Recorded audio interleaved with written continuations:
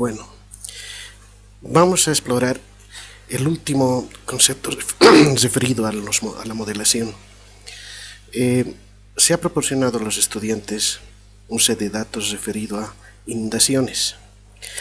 Sé que el curso hablaba sobre las modelaciones referidas a heladas, granizadas e inundaciones, bueno, también sequía.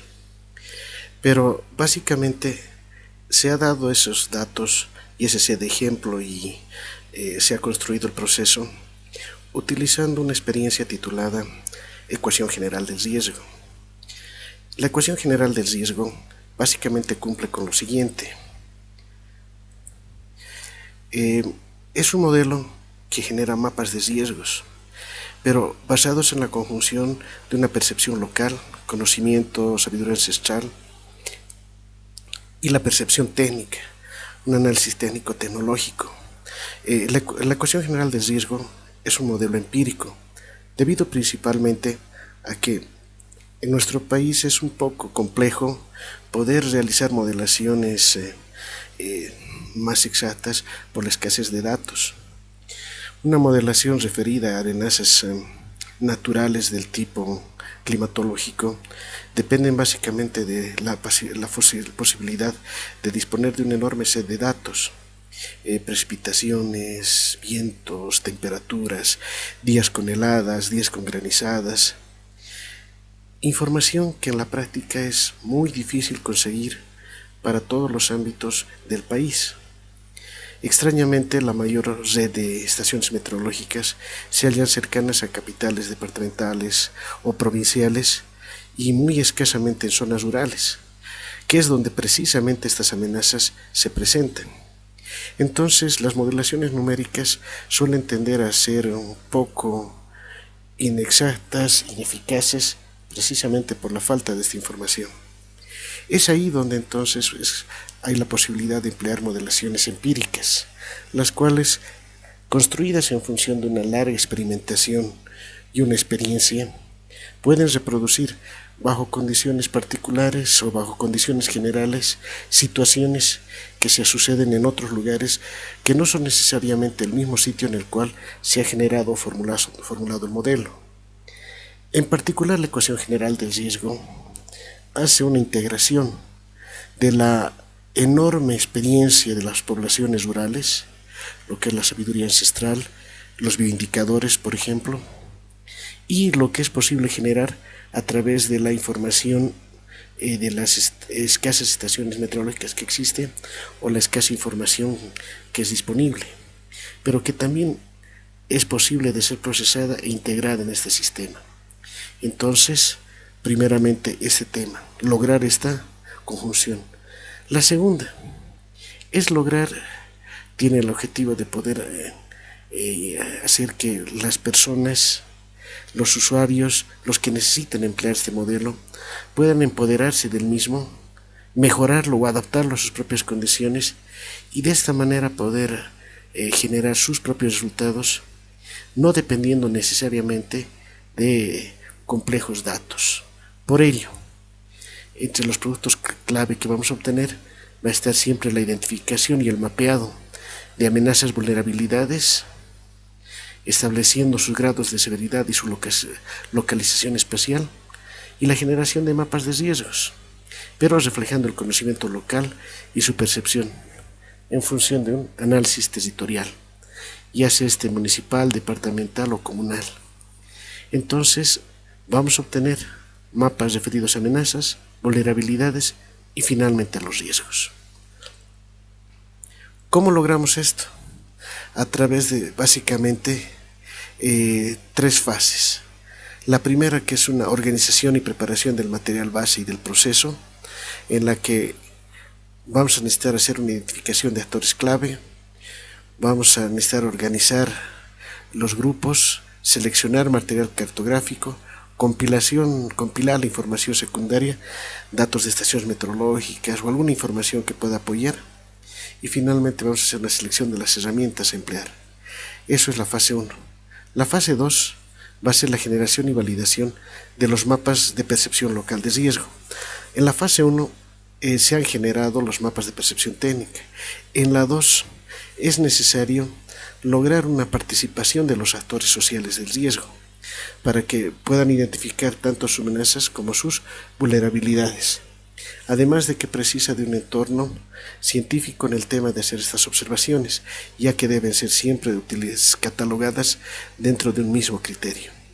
Y la fase 3, que es propiamente de gabinete, en el cual se combinan todos los temas, se hace la modelación espacial, se generan mapas de riesgos, se validan y finalmente se producen los resultados finales. Esto se interpreta de la siguiente manera. Durante la fase 1 debemos tomar en cuenta que el riesgo se sucede en un territorio concreto, en un lugar específico. No es un proceso conceptual, es algo tangible que se da. Por ello que lo primero que precisamos realizar es una adecuada espacialización, es decir, que estos fenómenos, ya sean tanto amenazas como vulnerabilidades, puedan ser localizados adecuadamente en un entorno geográfico. Para ello, básicamente seguimos estos pasos. Primero, ya que se ha de suceder esto en un determinado lugar concreto, es preciso determinar una unidad temática mínima espacial para analizar. De ahora en adelante esta unidad la vamos a llamarla por su abreviación, UDME, que de hecho puede ser definido espacialmente o definido temáticamente. Cuando es una definición espacial, necesariamente se hace en función de alguna de las figuras geométricas básicas de despliegue vectorial de los SIG, que pueden ser puntos, polilíneas o polígonos. Temáticamente, conceptualmente, estos pueden ser lo siguiente. El punto puede ser una comunidad, la polilínea, un río, una vía. El polígono, un límite comunal, un límite municipal, mancomunal, departamental, en función de lo que estemos analizando. Temáticamente, básicamente cuando no tiene un UDME que sea definido y se logra la determinación de estas áreas, precisamente al integrar varios mapas, lo que se conoce en el ámbito de los SIC como una álgebra de mapas. Entonces, una vez identificado el UDME, el segundo paso es generar los mapas temáticos. Entonces, cada mapa temático, ya sea de amenaza o ya sea de vulnerabilidad, debe ser identificado y descrito en función de variables o parámetros que lo califiquen. Esa es una condición bastante importante. Además de que cada mapa temático debe contar con una información de apoyo, caminos, red vial, drenaje, algo que me permita describir o reconocer un determinado espacio territorial. Esquemáticamente lo entendemos de esta manera. El paso 3, necesitamos hacer una definición de la dimensión espacial de la unidad de análisis. En caso de emplear UDMEs, yo puedo decir que puedo emplear unidades comunales. En tal caso, las escalas de trabajo no deberían pasar de unos 5000, pero por ello entonces deberíamos emplear imágenes de alta resolución, por ejemplo iconos. Un ejemplo de este UDME podría ser la propiedad campesina o finalmente la propiedad comunal. En la unidad local, las escalas no deberían sobrepasar unos 25.000. Ya precisan de imágenes de media resolución. La UDME puede ser ya una comunidad o puede ser ya una subcentral campesina. Las unidades regionales, las escalas no deberían sobrepasar los unos 50.000, pero ya podemos utilizar imágenes de media o baja resolución para poder trabajar. Cuando no estamos trabajando con un UDME definido, finalmente el nivel de detalle que se precisa el análisis, ese será la clave de tanto los materiales o insumos que podamos precisar. Esquemáticamente lo entendemos de esta manera. Tenemos un riesgo a analizar, es necesario identificarlo correctamente, realizar un análisis espacial para poder generar una percepción técnica.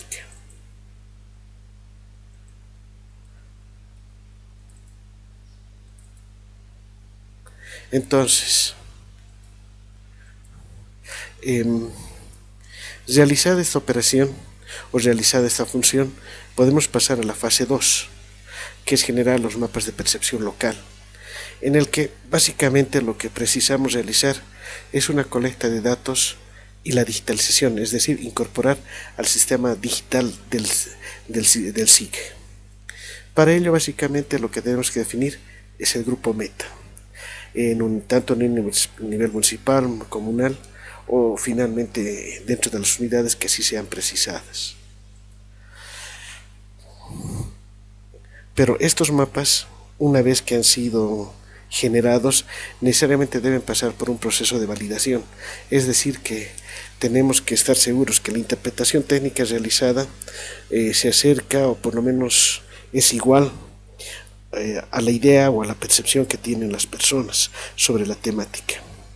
Entonces, este proceso no debería llevarse más de 3 eventos. Si estamos llevando más de 3 eventos, no significa necesariamente que está mal la técnica. Es un indicativo entonces de que hay una probabilidad de que no estamos interpretando correctamente la visión de las personas y por tanto no se están reflejando de una manera adecuada en los mapas. Si quieren, entonces esas 3 veces sería un mecanismo de control del proceso. Entonces, realizar esta operación, que lo esquematizamos de esta manera, en la que básicamente se produce el hecho, definimos un grupo meta y generamos los mapas de percepción local que necesitan ser validados. Como se dijo, esta validación no debe pasar de 3 eventos, donde finalmente llegamos a la fase 3, que es la modelación de los mapas de riesgos y su validación. Es necesario mencionar que la ecuación general del riesgo está referida a 4 capítulos, es decir, en función de 4 amenazas con las cuales es posible analizarlas. Es las inundaciones, granizadas, heladas y sequías. Entonces, donde básicamente nuestra ecuación puede generar mapas referidos a esta temática. ¿Cómo? Recordarán que se mencionó que el título de este modelo es Ecuación General del Riesgo. Lo es por esta razón. Durante la primera semana hemos visto que el tema del riesgo normalmente se le interpreta en función de una cierta ecuación, es decir, que mencionamos que el riesgo es igual a la amenaza por la vulnerabilidad. La ecuación general del riesgo mantiene este proceso, pero básicamente lo que ha hecho es agarrar las amenazas que se suceden y reunirlas en una ecuación única. De ahí el nombre de ecuación general del riesgo.